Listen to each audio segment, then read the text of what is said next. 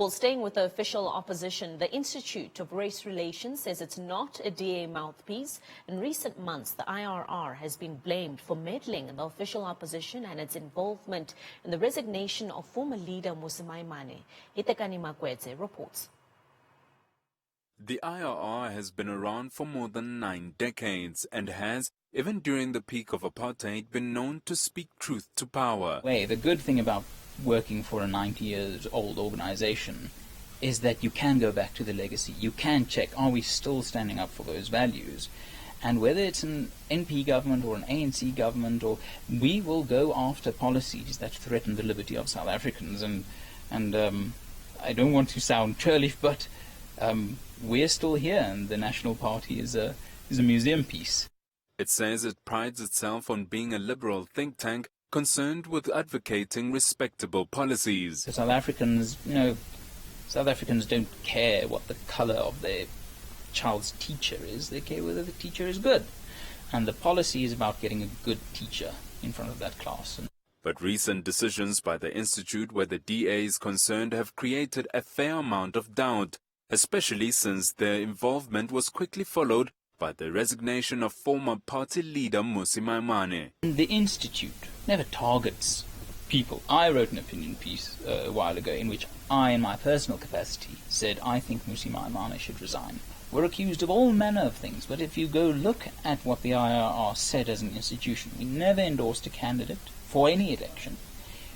We prescribe principles that we think, as a liberal organization speaking to a liberal party, these are the principles, the steps you can take to re-engage with the liberal core of South Africa. DA Federal Council Chairperson Helen Zille's brief stint at the organization hasn't helped the IRR's case either. The party and institute's closeness is undeniable. The question of what's the relationship between the DA and the Institute of Race Relations, I think it's similar to asking what's the relationship between the writer of a recipe book and a chef.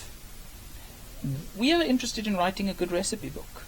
That's what we do with policy. We analyze, and if there are some chefs out there willing to buy our recipe book, then they're welcome to buy it. And if they have questions, they're welcome to write to us and ask questions. Does that symbolism work as well in the black, green and gold?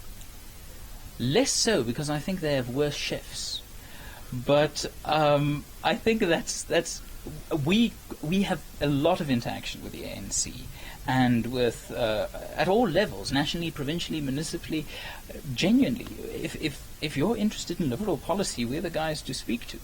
If you're not, then unfortunately you're not. I think it would be entertaining and certainly stimulating to speak with the EFF on policy, but we have to be realistic and acknowledge that we have some very vast political differences. The sharing of staff, however, isn't the only thing the two organizations have in common. The concept of removing race from redress is another shared with some within the DA. However, if interim DA leader nominee Makashule Ghana emerges victorious this weekend, the IRR may be seen launching another Save the DA campaign soon. For Newsroom Africa on Channel 405, I'm Hitekani Magwedze in Johannesburg.